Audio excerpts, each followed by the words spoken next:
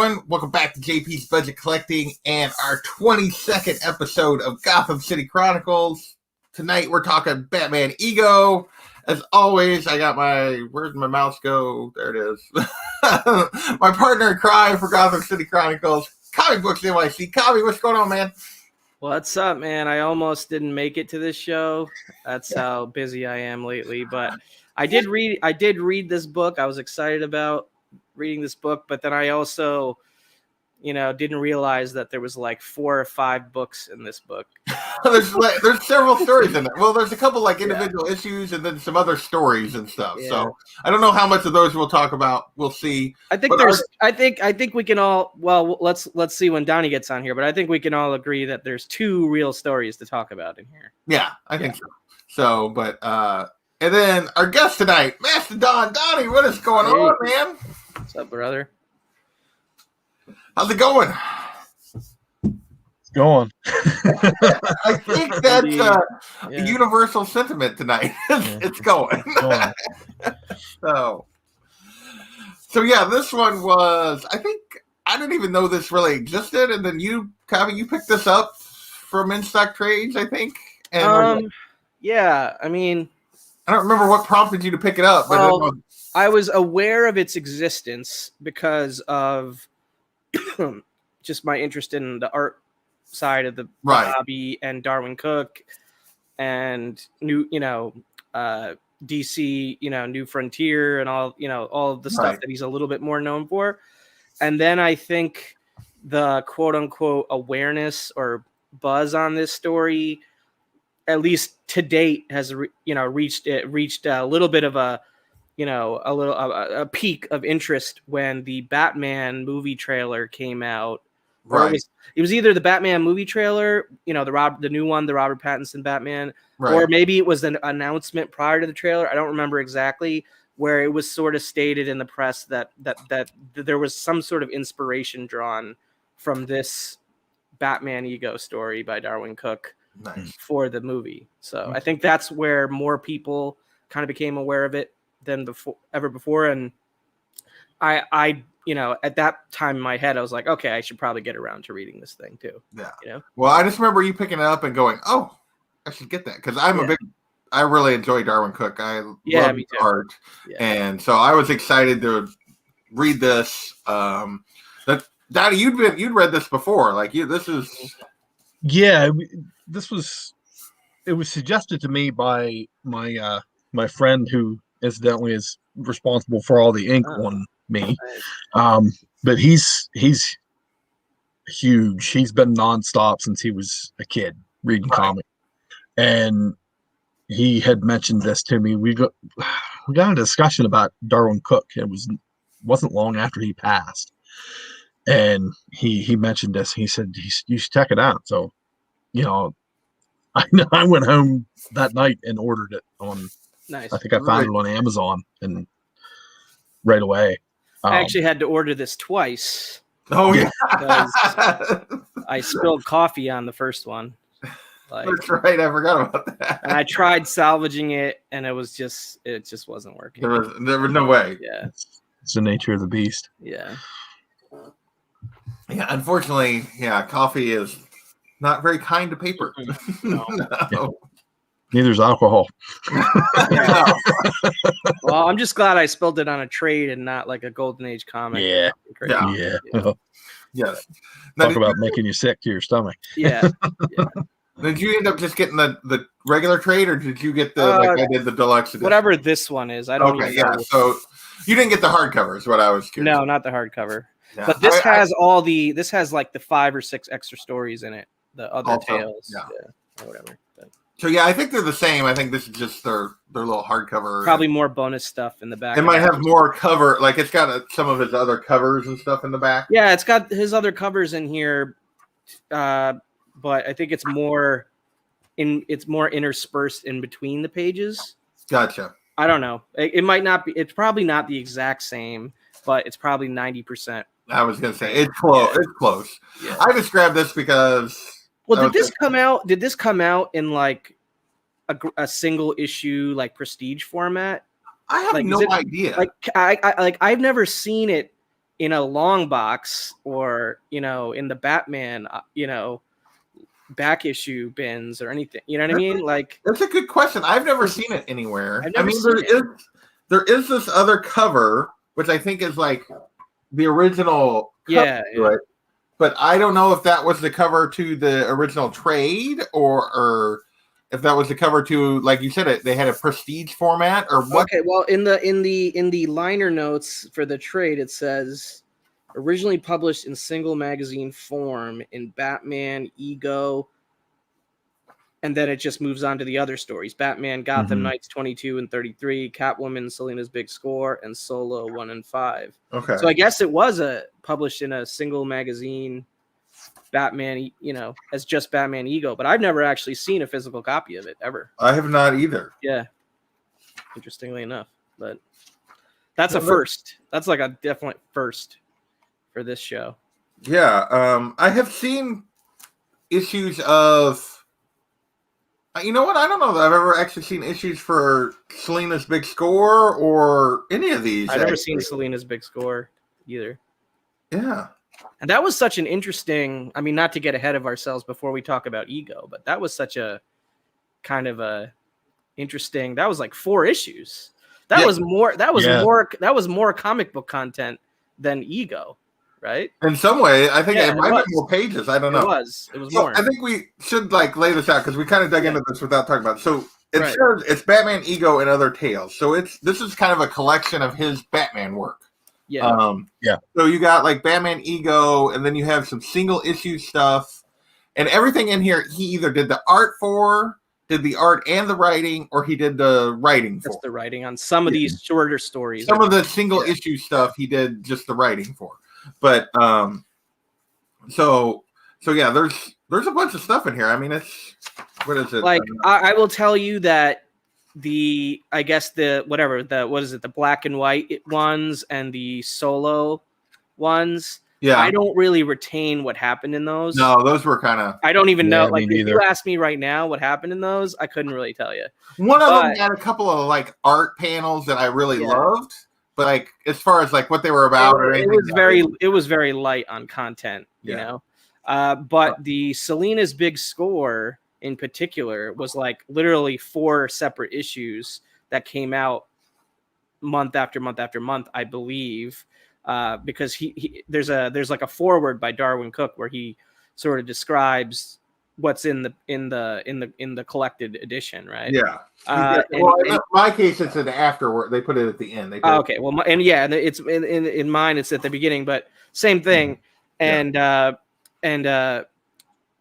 he said that for him, that was his definitive work in the Batman universe. Whereas he self-critiqued himself on Ego as saying, you know, in hindsight, he thought it was a little bit of a mixed bag or whatever. Like, and you know, we'll get into our own opinions on it, but it's kind of interesting to hear that from his own opinion, and it's leading this trade as Batman Ego and other stuff, that he himself personally felt more happy with the Selina Kyle story. So just interesting. Yeah. All right. Well, let's start with Ego though. So it leads it off. Let's start with Ego. So, not exactly where I thought it was going to go. It was, you know, it's very much, I think he sort of described it in here as Batman versus Batman, which is kind of what we get. Like it starts with him failing to a certain degree. Mm-hmm. Like he, basically this henchman for the Joker, he gets to reveal where the Joker is at, so he can catch him, but it also, like, the Joker knows that this guy is the one that ratted him out. Yeah. So Batman's, like, looking for him because he's thinking the guy is making off with the money that the Joker stole. And the guy is actually trying to commit suicide to keep himself from being killed by the Joker later. And his family. And then you get the reveal after Batman saves him initially from jumping off the bridge that he actually killed his family already. Yeah. To keep the Joker from killing them. And like it is a dark beginning. I mean, he fails and then he experiences something like traumatic kind of, you know. Which is it kind you know, like from an art standpoint, like Darwin Cook really stands out. Like he gives you animated series vibes, but it's still very much on his own, unique and everything. But from right off the get in this story, I felt like I was reading like a modern version of like Batman the Cult or something, you know, like it had more of that kind of Starlin Wrightson, like horror, creepy, you know, Batman fighting his own demons, you know, kind of thing, without the, you know, actual literal villain torturing him like the Cult had, you know.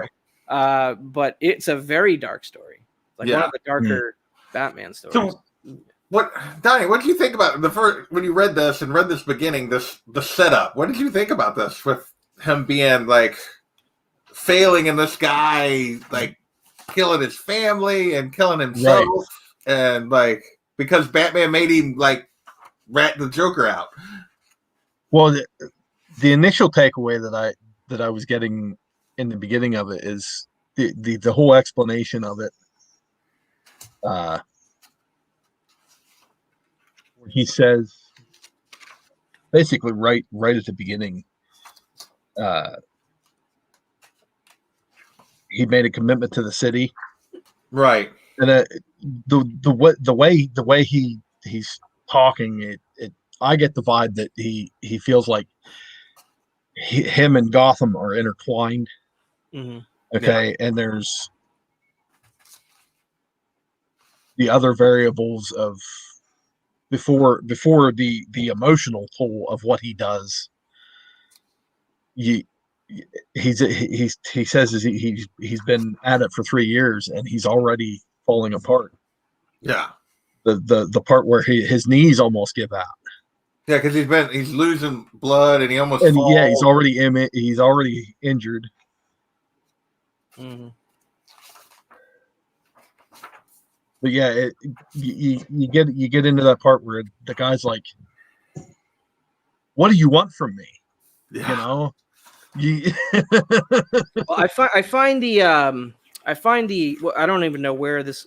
I guess this is the first title splash, maybe. It's like I think it's like 11 or 12 pages or so into the book. But once it gets to this, I don't know exactly what page number it is, but this one. So after he fails and when he's back in the cave. When he's back in the cave and he's starting to essentially see a demonized version of himself. Yeah. Or basically he has like an out-of-body experience where Batman has been separated from Bruce Wayne.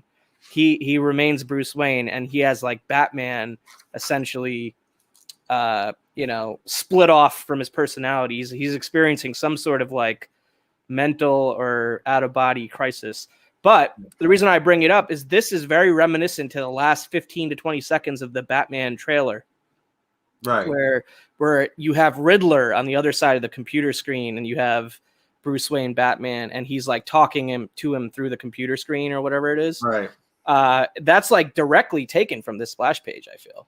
Like and I don't know how that movie's going to play out with Riddler and how he communicates with Batman or whatever, but when I got to this splash page, I was like, oh wow, that's in that trailer, you know? Yeah. And so basically, and that sets up the whole thing is after he has this henchman of the Joker that's like, what do you want from me? And he finds out that the guy to keep the Joker from doing it, killed his family and then kills himself right in front of him. He basically is like, I'm done. I'm not doing this anymore. And this is where they kind of split apart. And it was basically the whole rest of the story is a confrontation between Bruce Wayne and Batman. Like, I love Zorro. I love how they incorporated Zorro into it. Yeah. Anyway, you can take the camera. Oh yeah, I forgot to hit the button. No worries. So, and they snuck in the pearls in here. Yeah, they snuck the pearls in. Yeah. Little flashback, little throwback to that. But no, I love that panel where like the Darwin Cook where they're like the ghost of Christmas past over the Christmas tree when she got the pearls as a gift, And it kind of is like It's a Wonderful Life, but Batman, Batman and Bruce. It's a little bit of there's a little bit of It's a Wonderful Life. There's a little bit of A Christmas Carol, like kind of he's being visited by his own ghost to a certain degree, like his own like creation. And this Joker splash though is just freaking cool, dude. Like yeah, I love that one. Yeah. I love Darwin Cook's art. It's just Darwin Cook is just ridiculous. Like his faces and his expressions, and I just like he's very cartoony and yet still very almost like he draws inspiration, especially in Ego. He draws inspiration from the animated series, but and Bruce Timm for sure, but he makes it all his own as well. Like, and it's still got like it's cartoony but still very detailed, and like I just think it's amazing. And I love the way he uses like this whole time, and like you've seen it in that first splash where Batman is it's just like when they're separated and the face is just black with eyes and teeth. Like it's just that's what reminds me of the Cult. It's like very Wrightson-esque. Yeah. That particular, I mean, it's weird calling it a character design because it's supposed to be like a psychological or physiological manifestation of what Batman is and in Bruce's psyche, I guess, right? Mm-hmm. And not a physical character in the realm of, the real world, right? Right. And you were showing the Joker one, like I love the panel, like just from the art standpoint, and we can get more into the story, but I want to talk art for a minute. Yeah, like the Robin panel, that's a good one. It's just it's fantastic, and I love the expressions on Batman during this when they're having their conversations. I don't know if that one will show up very good, but like even though he's basically all black, eyes and teeth, like he has so many expressions, like the arrogance and the anger and just like frustration with Bruce. It's just so well done, I think. Like even though it's just a little bit of gray lines around the eyes and then black. I mean, it's a very I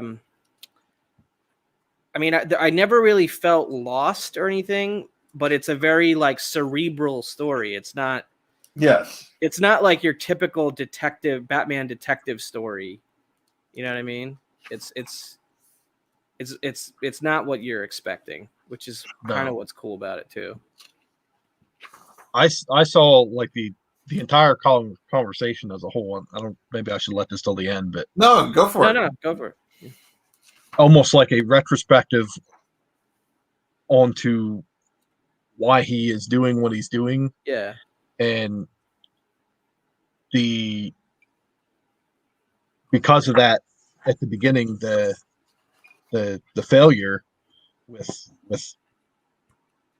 henchman, he's become torn on whether he should or whether he shouldn't.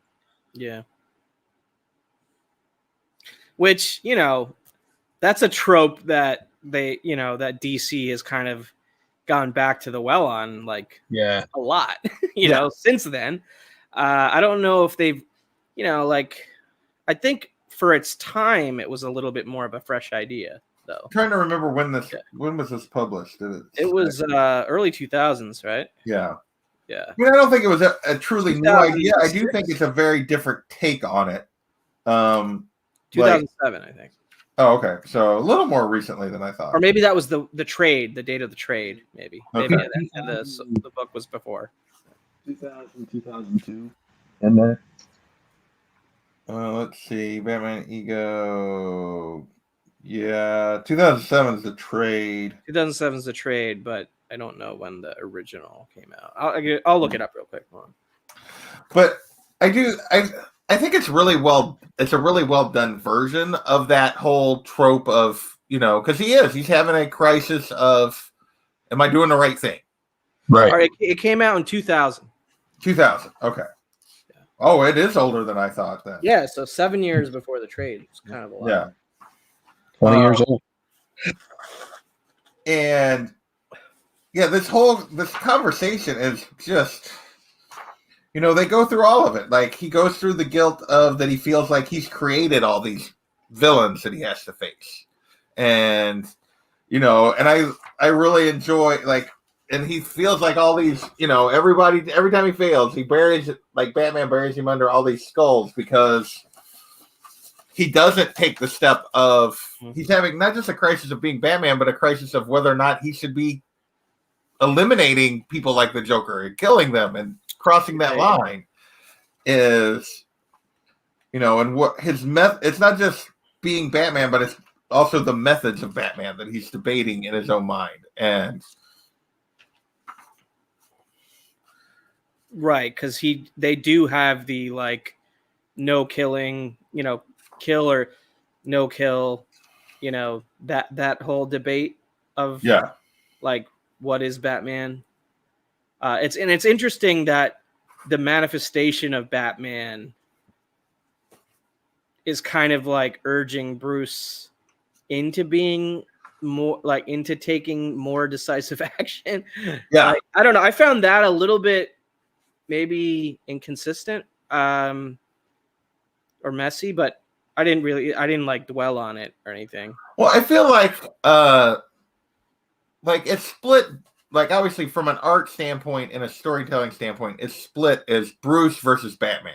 But I really feel like it's Bruce versus his darker, like it's just Bruce versus Bruce. Yeah, I mean it's his darker instincts, like versus and so yeah, I think it's appropriate because he's got to like every time the Joker escapes and he has to go get him, he has to have that debate with himself. Like right. Well, it's the the angel on your shoulder and the devil on your shoulder. Yeah. Kind of thing. Yeah. Yeah. And so yeah, I just think it's really well done. I do love that they like it makes me laugh that they basically bring up the Robin thing that he threw Robin in, that he's brought Robin into this, and Bruce is like, I don't want to talk about it, and then they just don't talk about that anymore. Like the rest of the debate, they never go back to that, which is I found really interesting and really well done. It's like, oh, amusing. You assume I was talking about Gordon. I was referring to the boy. He can take care of himself. Do you honestly believe I will not discuss this? And then they don't. Yeah. So this is a very minor complaint that I have, but I think the lettering for the narrator voice, like not when a character is speaking, but like the narrator voice, that was done in like a cursive type, like, and I don't know if this was hand lettered or if this was computer lettered. I don't know. But I found the cursive type, and this is like mainly the first 10 pages. I was gonna say, yeah, that's not because after that it's mainly characters going back and forth, and not, this part at the beginning is it's hard to read. I just found that hard to read a little bit, like the font, the size. Like I'm a real stickler when it comes to lettering. I don't know why I focus on it, but every book that I've ever read, comic book wise, I'll have some sort of take on the lettering, like whether I liked it or it created problems for me, like within my vision scope, and the way it juxtaposes against the art style and stuff. I just didn't like the cursive. I guess is that cursive? I guess that's cursive. Yeah, it's cursive. Yeah, I wasn't a huge fan of that, but that didn't change the story. It was just a little bit of a no. Like one of those things that lettering is one of those things I don't feel like I notice that often unless it's bad. And I always notice. Yeah, that's the way I am. I don't like JP unless it's really bad. Well, nothing's worse than the lettering for the Batman Who Laughs solo miniseries. Terrible. That's the worst of all time. Yeah, that is absolutely. I'm gonna have to reread that. How can you read it? You can't even see it. It's like when the Batman Who Laughs talks. It's in like red brown. It's like in red font with a brown background. Yeah. So you got red over brown, and then most of the art around it is like black. It's terrible. What? Like Even Sharon agrees. Hey, Sharon, what's going on? Dennis, thank you for joining us. I needed like, and that was before I had glasses. Okay, so maybe that was an issue, but I mean, no, I don't have glasses. But I don't need glasses to read comics. I'm farsighted, not nearsighted. Yeah. So I don't know. I felt like I needed like a crazy scientific, magnifying glass to read Batman Who Laughs. So nothing is worse than that. Didn't mean to sidetrack on a rant there, but no, you're okay. Anytime lettering comes up, that book just sticks out in my mind. It's just like a train wreck. But anyway, wasn't a big fan of that story either. So no, yeah, that story turned me completely off of It turned me off of Batman Who Laughs, Grim Knight, all of it. I had no interest in any of it after that. Dark multiverse stuff. It's like, yeah. Oh, I'm thinking of something else. I'm thinking of the thing that Brubaker did. No. This was okay. I would have to take a look at which one that is to comment on the lettering again, but yeah.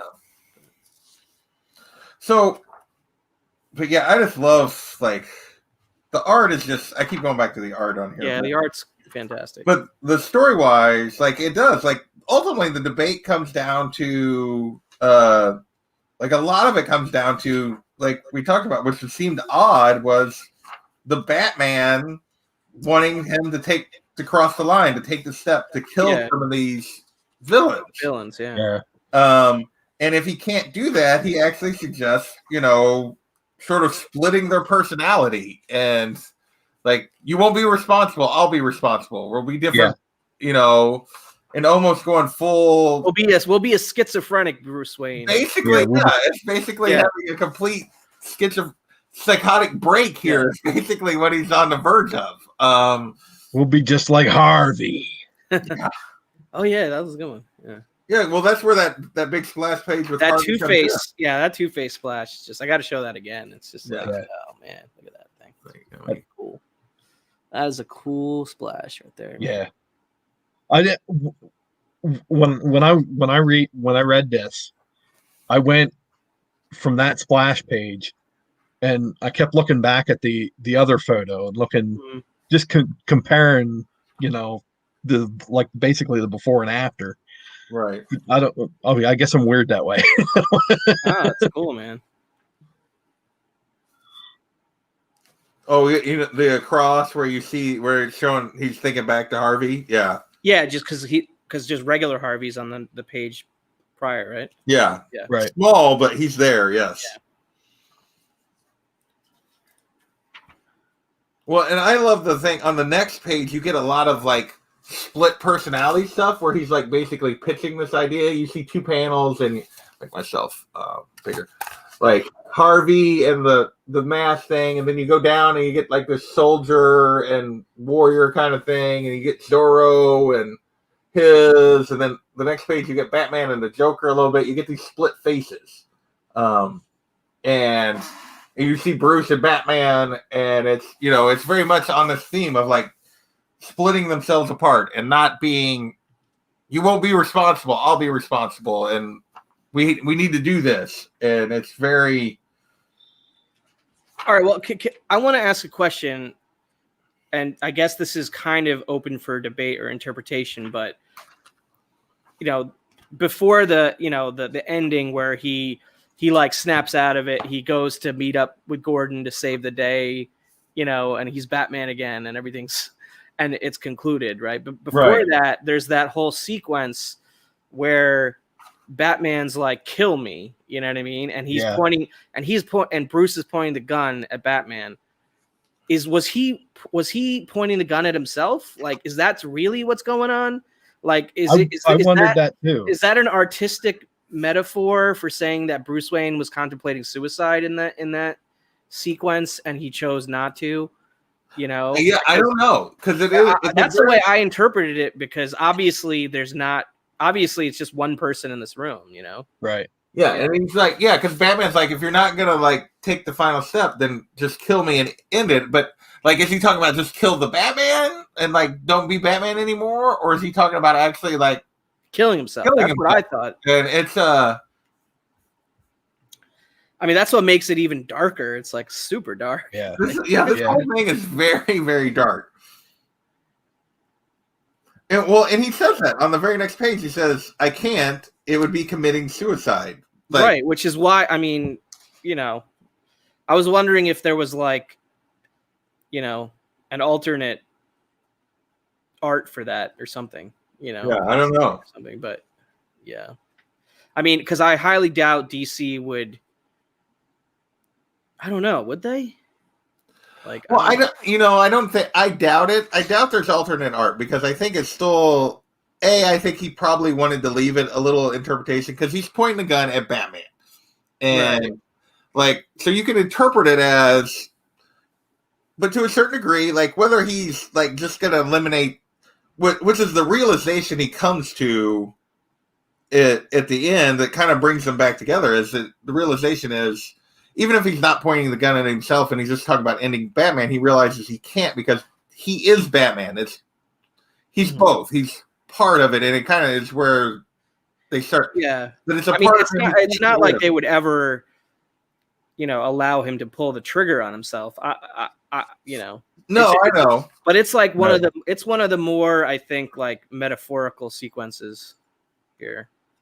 Yeah, and I think it's also is the big prompt for him. Like the resolution of this is that he comes to the grips that like just because I failed, I'm still, this is who I am. I can't give up.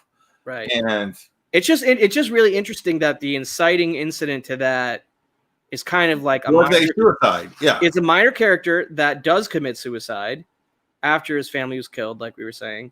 Yeah. And then he never really confronts any other villain, like there's no other villain besides his battle with his own demons from there till the end of this story.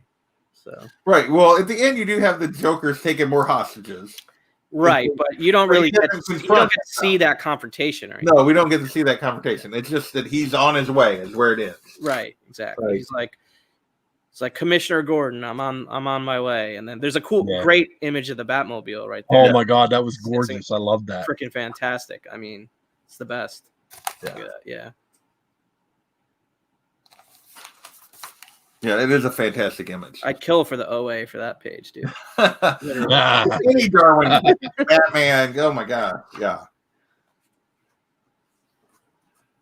So anything else? I mean, we're 30 minutes in. Yeah, I mean, I think we pretty much covered it. It's like a 60-page story. Like literally, this is like an hour or less with not a lot of dialogue. Right. What I mean? Yeah. It's like, it's a pretty quick read. Like, I think it's well worth anybody's time who's a Batman fan.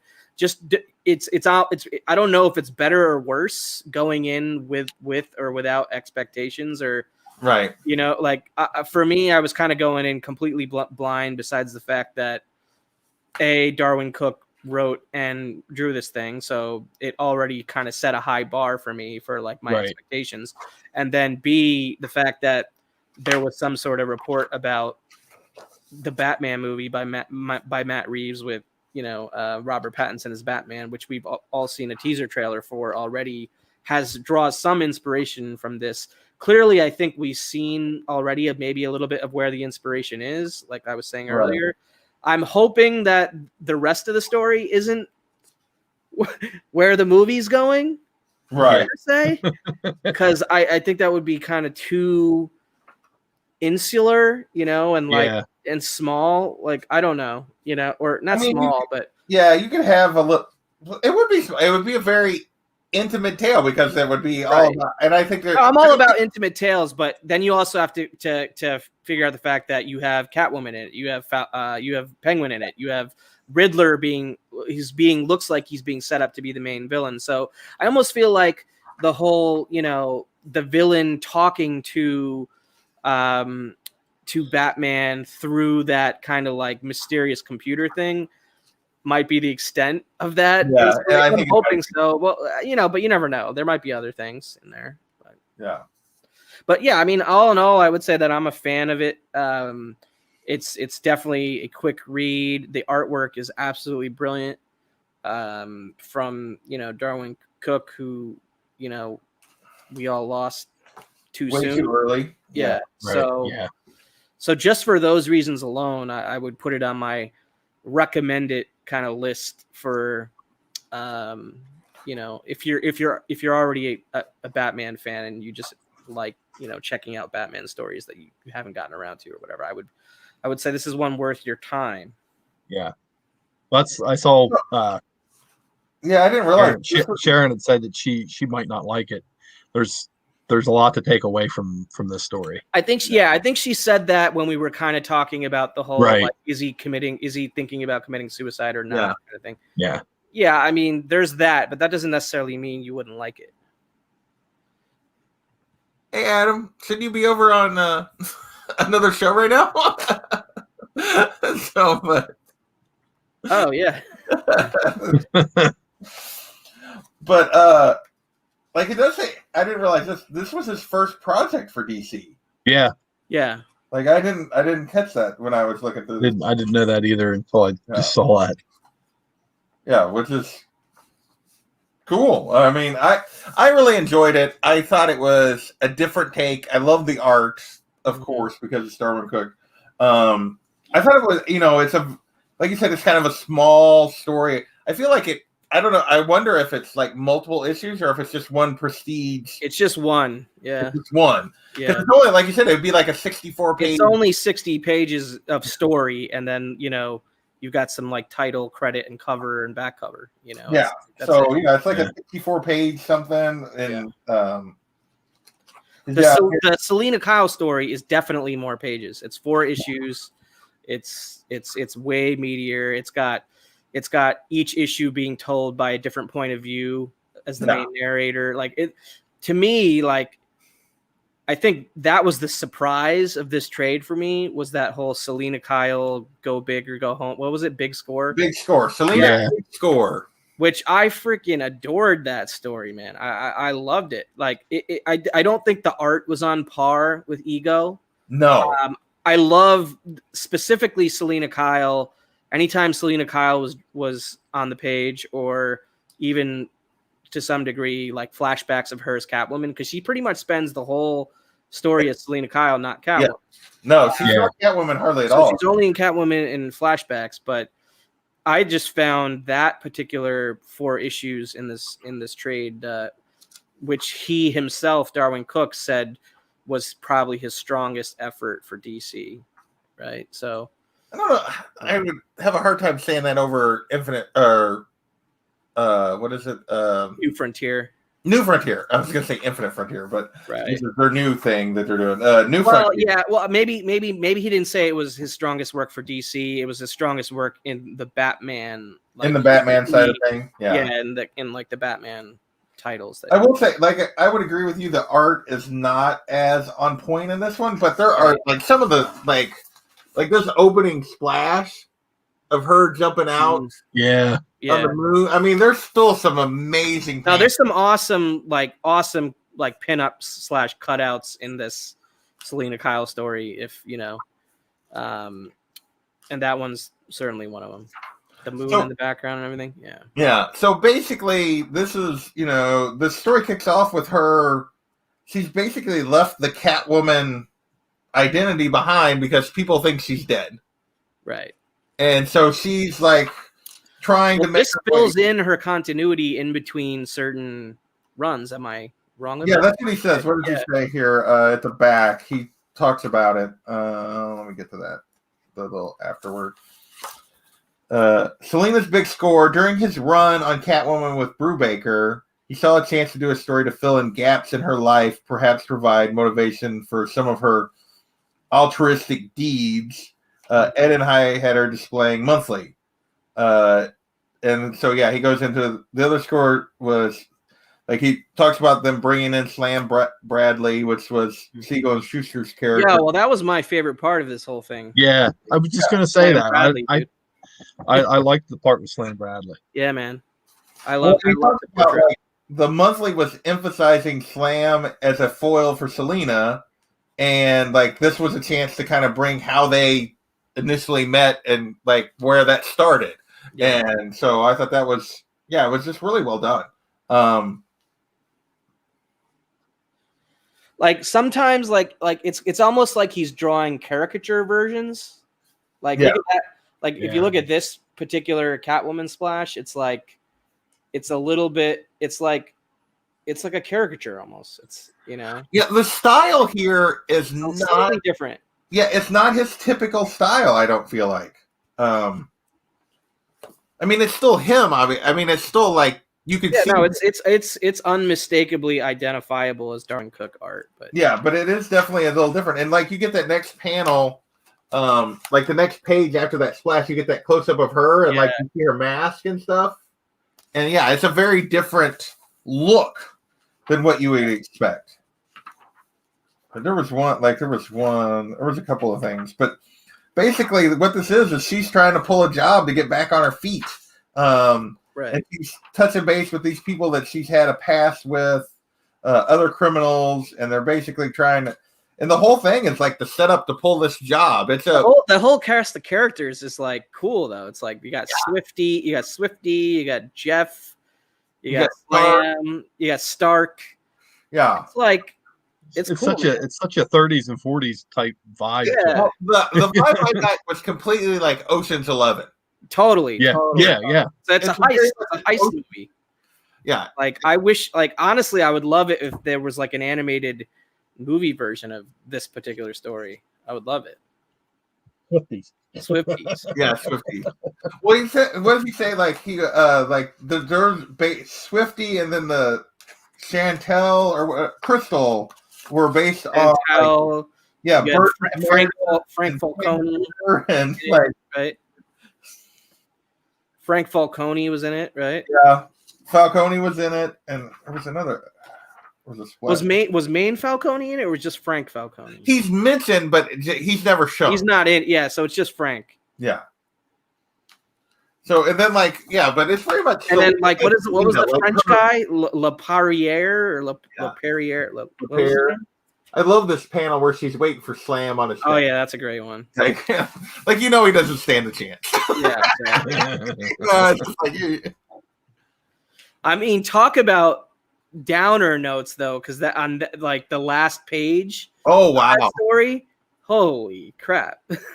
So we get that she has history, particularly with the Stark character. Yeah, like he's the one that sort of like helped her start down the path from being the prostitute to being a thief. Right. Like really helped her, taught her the way of the. He was a thief mentor. Yeah, he was one of her mentors that helped her thing, and they had a relationship. Yeah. And the end of it is, she leaves Slam, and I love it. Like Slam asked him, did you love him or whatever? And she's like, I don't know the meaning of the word. And then he clearly, is very, because he didn't make it story, and it's just like, yeah. It was Le Perrier was the French guy, and Pierre.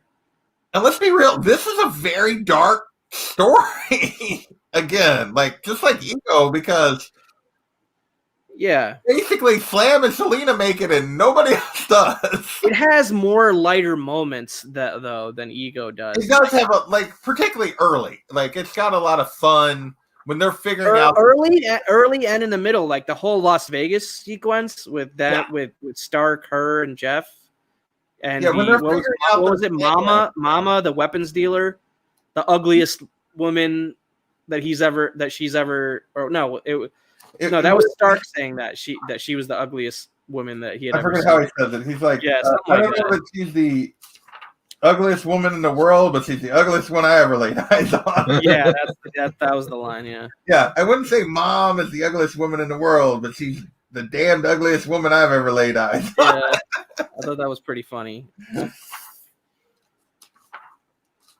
I love their little and she was only in the story for one page or 2 pages. Yeah, a couple pages, but it was like, here are the weapons. Thanks for the money.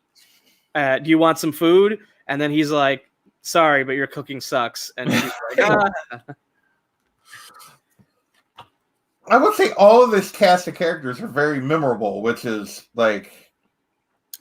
I know, because I felt like I was watching a heist movie while reading that that story. Like I like the Ocean's 11 thing is dead on. Like I felt that.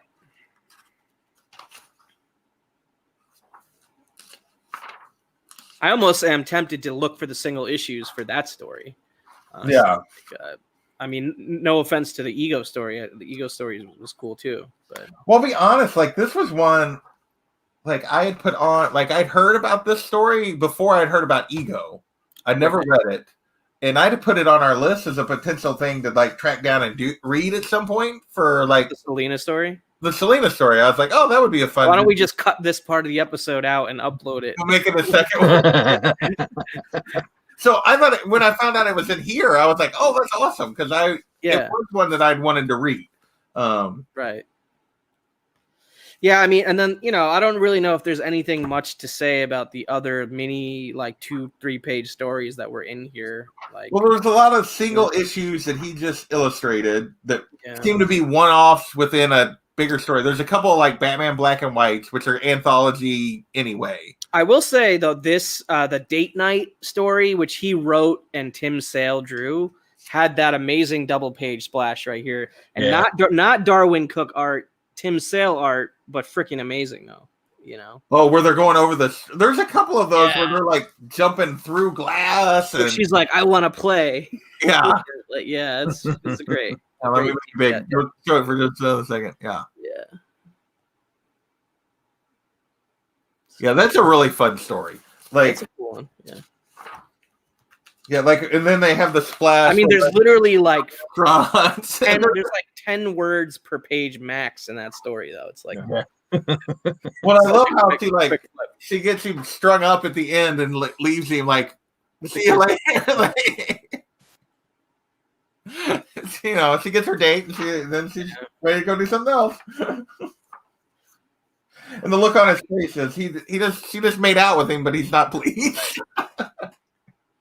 I mean, I always enjoy seeing Tim Sale, like, Long Halloween. Yeah. It's just he's one of my favorite Batman artists. Any thoughts on any of the rest of it? I thought the Spirit one was kind of fun. It really wasn't. It was just kind of popcorn. It wasn't anything. I'll be honest, the black and white issues didn't really leave much of an impression on me, and I don't really remember them. So I don't really remember. The only thing about the black and white is there's one, like, a couple of the panels were really well. The opening to the Here Be Monsters, that panel with like where he's jumping, like that is a really cool, like, just fantastic Darwin. Was that art. Someone else's art, or was that his? No, that's him. That's him. Okay. Someone else wrote that issue. He did Someone the art. else wrote that. Yeah. Okay. And then the reveal of the villain, which is not a villain a Batman villain I really ever knew. This whole, what is it, Madam X, but her just her design is really cool. Yeah, that's a cool page. Yeah. But otherwise, no, that's very forgettable. The other black and white was the one he wrote and didn't illustrate, and one was not. I was even less into that one. Yeah, that one was not great. The art on that one was bad. I didn't like that art style. I did not. Then what was the last one was the Harley story, which was just kind of silly and goofy. I mean, I love this pinup too, right here. Oh yeah, the Catwoman pinup. Yeah. Oh. Hang on, we'll do that. Yeah. He was so good. Yeah. There's a cover that I've in here that is one of my favorites that I've never picked up. Let me find it. I think it's actually between the Selena, the big score, and the toward the beginning, maybe. Let me just go back to this for a second while I'm looking for that.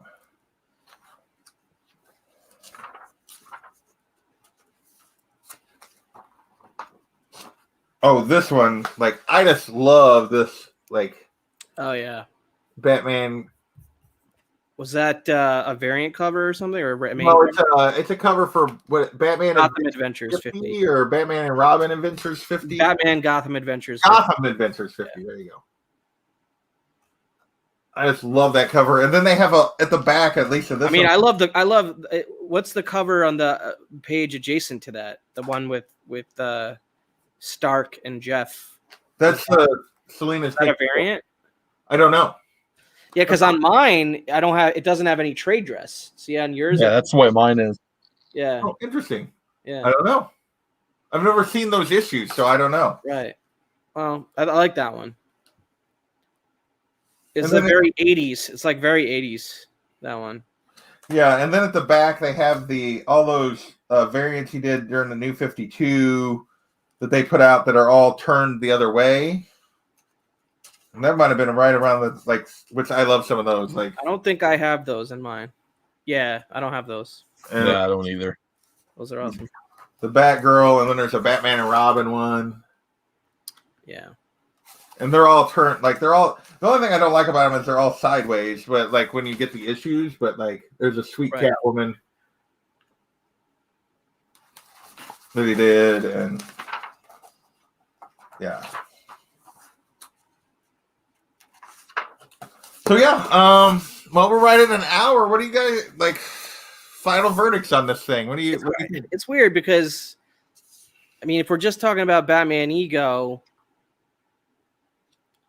I kind of, I think I summarized my personal opinion on it. I don't know where I would rank it, but probably not too high, but not too low, somewhere in the middle. Yeah, I kind of, but the Selena but if I'm adding the Selena 4-issue run to it, it's almost like we need to rank that separately as its own book, it's not really a Batman story though. So, well, we've got some non-Batman. We've got Harley stories in here that we've already done, and yeah. Gotham City Chronicles. Yeah, it's Gotham City. So, yeah, I would say I think I enjoyed Selena's Big Score a little more than Ego. Mm-hmm. But I enjoyed them both. Yeah, me too. A lot. Neither one of them would be like a top 5 or 6, same one of the all-time great Batman stories or anything like that for me. But they both are really solid, enjoyable Batman stories. They're both kind of effing dark. Yeah, and the fact that we lost Darwin already makes them even darker in hindsight. Yeah. Or in retrospect, right? Yeah. Because of that sort of lingering feeling that you're reading, and you're both reading and appreciating the art of somebody who's no longer with us. So, I believe he passed away of cancer in 2016. So yeah. Definitely a legend, just a legendary creator in comics. So. Yeah,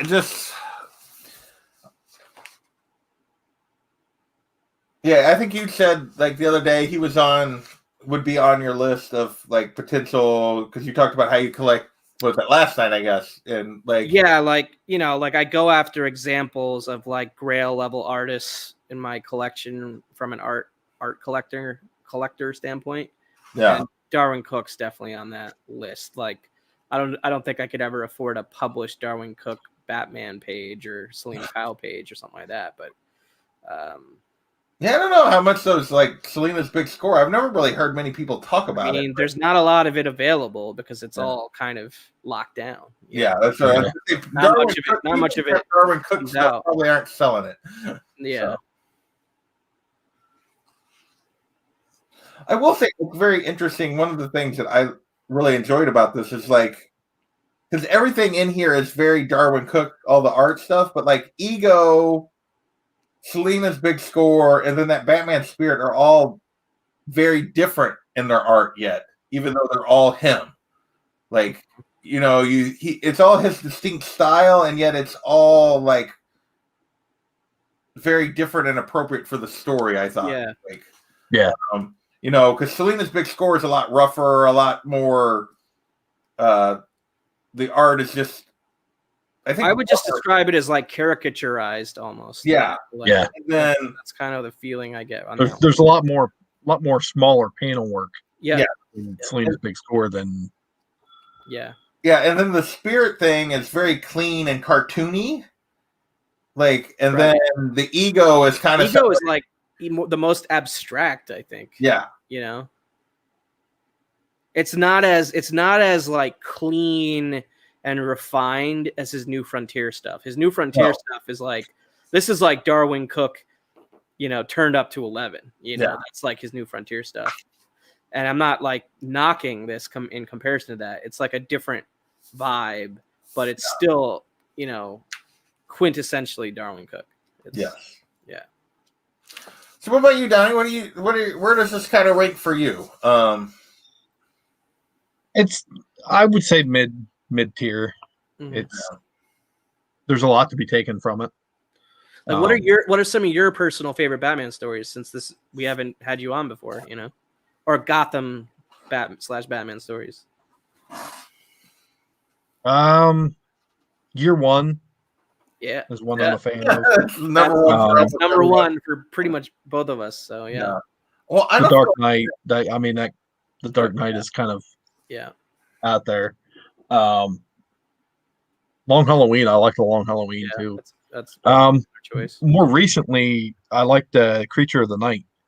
Okay. We haven't covered that. And Ego kind of, there was some reminiscence with that. I don't know if they drew on Ego to do that. Okay.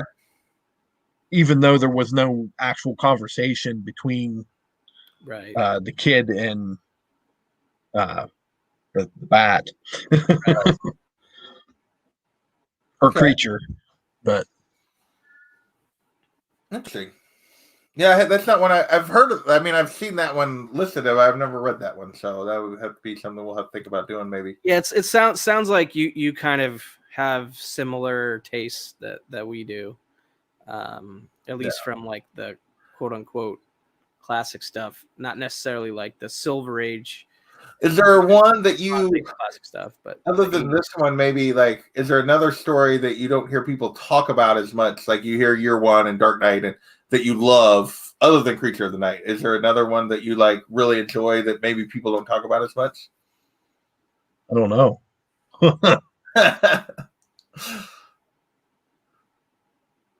Well, and you don't have to. Are you reading any Batman stuff that's come out in the last couple years, like actively, or if you kind of?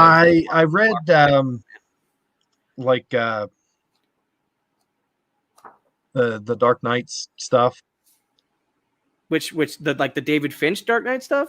No. The metal, the Dark Knight's metal. Oh, Dark Knight's metal. Yeah, I read that. Like stuff, the dark multiverse. Side of the Batman stuff. Yeah, I didn't get into this newest wave of that stuff. But, right. Nah. Yeah. What about any of like the Elseworld style stuff, like the Sean Gordon Murphy stuff, or any of that stuff? Any of that out? The what was it called? White Knight.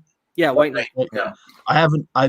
That's something that's been on my list to read, but I highly recommend it. And Curse of the White Knight. Like, I like Curse of the White Knight even more than. I mean, White Knight was fantastic, and I like Curse of the White Knight almost as much, if not maybe even a little bit more, because I heard a lot. I have a soft spot for Azrael as a character. I like Azrael a lot. So. I go back with one of those I like more. I need to reread both of those like pretty soon, but like if to me, like those two are smooth, like New Hope and Empire Strikes Back. It's like they belong together. You know what I mean? Like I'm enjoying that he's not writing, that his girlfriend or his wife is writing the Batman White Knight Harley Quinn. Oh, I haven't. I need to get on that. I haven't started that one. Well, I just pick them up today? I think it's just issue 4 of 6. It's only going to be a 6 issue. Okay, so I'll probably just get a trade then when it's done. So it's on issue 4 of 6, but I've enjoyed that so far. I haven't read issue 4 yet. I've only read the first 3, and I would recommend like the one that I had never even heard of that we've done on the show that I love the most was Batman the Cult. Yes, which was Jim Starlin and Bernie Wrightson. And it came out around the same time as like Dark Knight and Year One and Killing Joke, and it's the one nobody talks about. To me, it's right there. Like I feel like it influenced a lot of other comic book creators, but like comic book fans don't necessarily talk about it. But I feel like it's like if you look at the trajectory of Batman and the people that have worked on it since then and stuff, I feel like there are several things that people got inspiration from. Yeah, particularly like the Scott Snyder Court of Owls, and a lot of that stuff is really inspired by that, in my opinion. For sure, agreed. Yeah. So, all right. Well, yeah, I would say I'm like you guys. This would be like we were up to 22. It's hard to rank 22, man. It's like if we separate Selena's big score, we'd be at 23. And I would probably put this mid pack of what we've read on this show. I think, I agree. Maybe just outside. Both of them would probably be just outside the top 10, with Selena's big score probably sliding in directly in front of Ego. Like, that's probably like. Let me look at where's my actually ranked list. That's just I mean, I think that's where it belongs in amongst the 22 that we've covered. It's the artwork is strong enough on its own to propel it to the middle of the pack.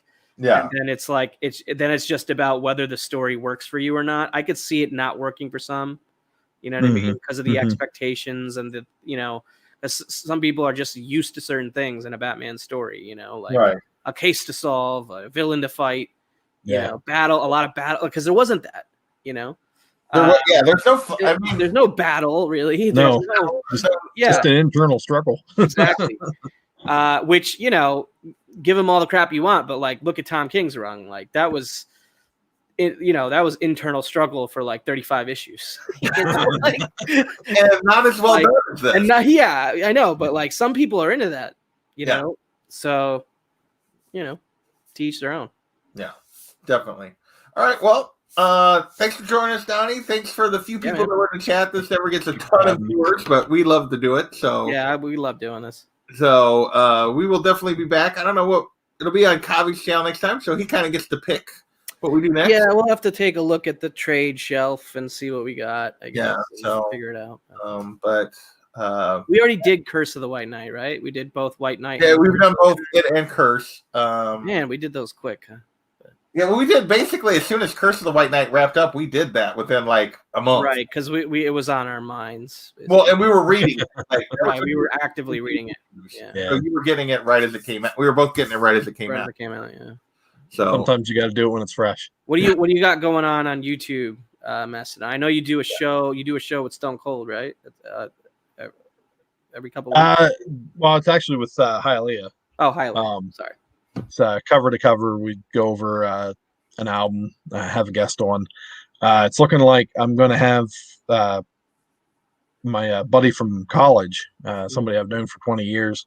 He's going to come on with us next episode. Nice. Not this Saturday, next Saturday. We're going to do the Misfits Static Age. Oh, cool. Nice. It'll be fun. Yo, I don't recognize the person, but Read or Die in the chat. I love that handle. That's freaking amazing. Oh, Read or Die is in. Really? He's been in my chat quite a bit. Does he have a channel? Like, am I missing out here on some content? I don't know that I've ever actually followed up to see if he has a channel. I wish you could like click on the channel. I know. I hate that. Yeah. It's crazy. So we'll have to look. Read or Die. Let us know if you got some videos, and we'll check them out. That icon's pretty sick. Yeah, I love that name. Read or Die. So it's hardcore. Yeah. So, what about you, Kavi? What do you got coming up? I was like Batman in this story, like be Batman or die. I got my 1,000 subscriber contest still running. I think what is it, the third? Yeah. So you got 10 more days and change, 11 days. Still open to comment entries and videos, but I'm pretty satisfied with the turnout or whatever, or the results. So everything from here on to the end will be just gravy. And then hopefully I can get all the information together to do a live drawing like quickly after that, to start fulfilling it or whatever. But other than that, I got Magic Lasso on Original Art Hour. on the 16th, 11 o'clock Eastern on my channel, Comic Books NYC. And then, we'll see where the wind blows from there. What happens after that? I've been pretty busy lately with non-YouTube stuff, life, work, career, being sick, and also having a blizzard here for freaking like 3 days. Yeah. So it's been a weird week. Yeah. So, but I'll probably get back to some more consistency at some point. I've been putting out these little short 2-minute videos here and there, that are edited and whatnot, and I think they're cool, because they're no pressure watches when it's a 2-minute video or 3-minute video. I get to do some editing. I get to play around with some music and some comedic stuff with the editing and stuff. So I'm having a fun time doing those shorter videos too. Yeah, those are fun. Yeah. So that's it. Okay. I got the look back on Saturdays, the whatever thing on Sundays. The next you need to publish a 24/7 calendar at this point. This week has been a little crazy. I had not had a week like this for quite a while. This is my Monday through Friday schedule, and this is my weekend schedule. So, and then next week, the indie show is back. We've got Monstrous Volumes 4 and 5. We had to reschedule that. So that's going to be next week, Tuesday, I believe. So, cool. So yeah. And then at some point we'll be back with more Batman. Kavi and I will be. We'll just have to. We got to pick one out. Figure out what we want to read next. Yeah, I know we got a couple people that I've talked to about potentially. We've talked about having potentially on the show. Yeah. So we just got to find something with them that they were interested in that we got. So, all right, I'm gonna wrap this up. Thanks everybody. Thanks Read or Die, and we'll catch you guys later.